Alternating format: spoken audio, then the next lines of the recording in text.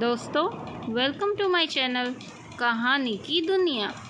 आज हम आपके लिए लाए हैं एक गरीब किसान की दुख भरी कहानी। एक बड़ा ही धनवान आदमी एक गांव में रहता था। जैसे कि ज़्यादातर पैसे वालों को होता है, इस धनवान सेठ को भी अपने पैसों का घमंड था। वो जिस गांव में रहता था वहाँ पर ज़्यादातर लोग किसान थे। इन सभी किसानों के पास जितनी ज़मीन थी उससे कई गुना ज़्यादा ज़मीन इस सेठ के पास थी।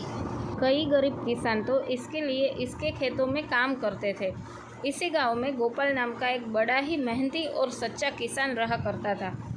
गोपाल का परिवार थोड़ा बड़ा था। उसके परिवार में उसके बूढ़े माँ बाप, पत्नी और 3 बच्चे थे जो अभी काफ़ी छोटे थे। गोपाल के पास ज़्यादा ज़मीन नहीं थी, लेकिन जितनी भी थी उसमें वो बड़ी मेहनत करता और अपने परिवार का पेट पालने लायक अनाज उगा लेता था। बाकी के किसान भी यह देखकर हैरान रह जाते थे कि कोई कैसे इतनी सी ज़मीन में इतना ज़्यादा फसल उगा सकता है। एक वर्ष उस गांव में काफ़ी ज़्यादा बारिश हुई, जिसके चलते कई किसानों की फसलें बर्बाद हो गई, जिनमें से एक गोपाल भी था। अब गोपाल धर्म संकट में पड़ गया, क्योंकि उसके परिवार में उसके अलावा कोई और कमाने वाला था नहीं और अपने परिवार को भूखा मरते हुए वो देख नहीं सकता था। वो जानता था कि इस गांव में अगर कोई उसकी मदद कर सकता है तो वो वही घमंडी सेठ है जिसने गांव के कई अन्य गरीब किसानों को या तो कर्जा दिया हुआ है या तो अपने यहाँ काम पर रखा हुआ है। हाथ पर हाथ धरे बैठे रहने के बजाय उसने इस सेठ के पास जाने का फैसला किया और एक दिन उनके पास पहुंच गया।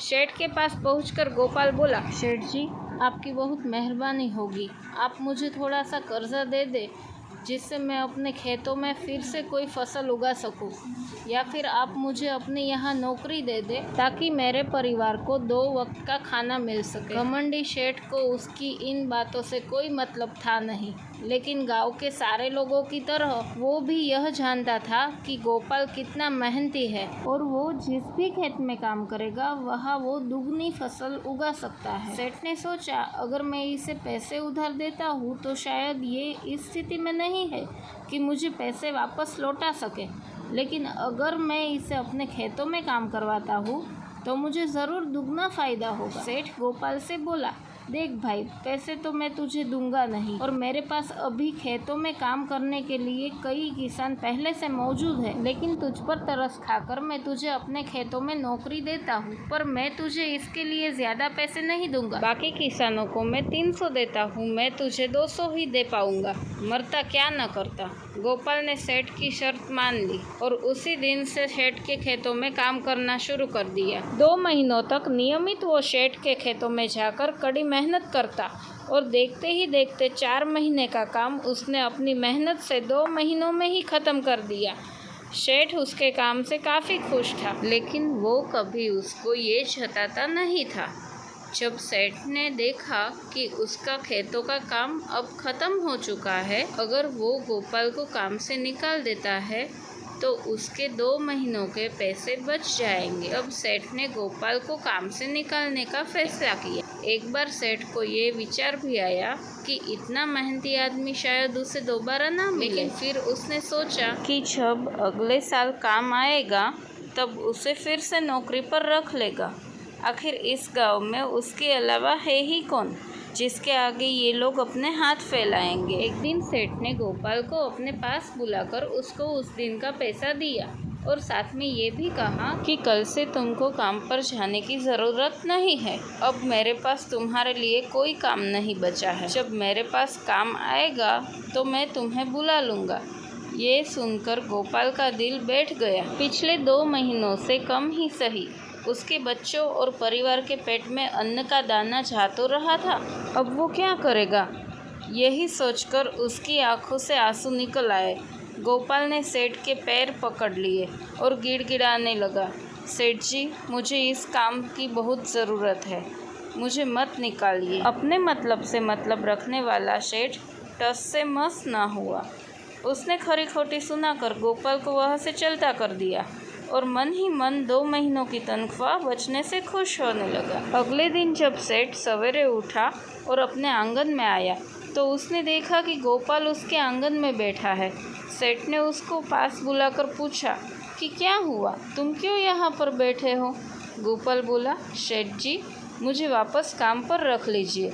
आप जानते ही हैं मेरी आर्थिक परिस्थिति कैसी है, थोड़ी दया कीजिए। लेकिन सेठ ने उसकी एक न सुनी और फिर एक बार उसे बुरा भला कहकर वहाँ से जाने के लिए कहा। बेचारा गोपाल अपना सिर नीचे झुका के वहाँ से चला गया। अगले दिन फिर यही घटना दोहराई गई। गोपाल फिर से सेठ के आंगन में बैठा था। सेठ ने फिर उसको वहाँ से जाने के लिए कहा। यही घटना अगले कई दिनों तक चलती रही। अब तो गोपाल सेठ के हकालने पर भी वहाँ से नहीं जाता था और वहीं पर बैठा रहता था। एक बार सेठ ने उससे पूछ लिया, तुम कैसे आदमी हो? मैं तुम्हारा इतना अपमान करता हूँ लेकिन तुम्हें कोई फ़र्क ही नहीं पड़ता। तब गोपाल ने सेठ से कहा, बुरा तो बहुत लगता है सेठ जी, लेकिन जब घर जाता हूँ और भूख से बिलखते अपने माँ बाप और बच्चों को देखता हूँ तब ये अपमान मुझे कुछ भी नहीं लगता। इतना सब कुछ होने के बाद भी सेठ का दिल जैसे पत्थर का बना हुआ था। उसने गोपाल को अभी तक काम पर नहीं रखा और ना ही उसका ऐसा करने का कोई इरादा था। एक दिन सेठ ने सोचा कि कुछ दिनों के लिए किसी और गांव चला जाता हूँ ताकि गोपाल से पीछा छुड़ा सकूँ। अगले दिन गोपाल के आने से पहले ही सेठ अपने परिवार को लेकर अपने किसी संबंधी के यहाँ चला गया और वहाँ पर 10 दिनों तक रहने के बाद फिर अपने गांव अपने घर वापस लौटा। घर लौटते ही सेठ ने आसपास हर जगह नज़र दौड़ाई तो पाया कि वहाँ पर अब गोपाल नहीं था। सेठ ने सोचा, मेरी तरकीब काम कर गई, लगता है गोपाल से अब पीछा छूट गया है। हालांकि अब सेठ के द्वार पर गोपाल नहीं बैठा था, लेकिन गोपाल का विचार अभी भी सेठ के मन में घर कर बैठा था। सेठ सोच रहा था, गोपाल इतनी जल्दी हार मानने वाला आदमी तो नहीं दिखता है। उसके साथ क्या हुआ होगा? क्या उसे कहीं और काम मिल गया होगा या फिर और कुछ? इन विचारों ने सेठ को बेचैन कर दिया और आखिरकार सेठ को गोपाल की खबर लेने के लिए गांव में जाना पड़ा। सेठ को गोपाल का पता नहीं मालूम था, इसीलिए अड़ोस पड़ोस के अन्य किसानों से पूछने पर पता चला कि गोपाल घायल हो चुका है और अपने घर पर आराम कर रहा है। सेठ ने जब उसके घायल होने का कारण लोगों से पूछा तो सेठ को पता चला कि जब सेठ अपना घर छोड़कर किसी और गांव में गया था तब बंद घर देखकर कुछ चोर उसकी यह चोरी करने आए थे, जिनको रोकने की कोशिश करते हुए हाथापाई में गोपाल चोटिल हो गया था। ये सब जानने के बाद सेठ का पत्थर का दिल भी अब मोम की तरह पिघल गया। सेठ को अपने किए पर पछतावा होने लगा।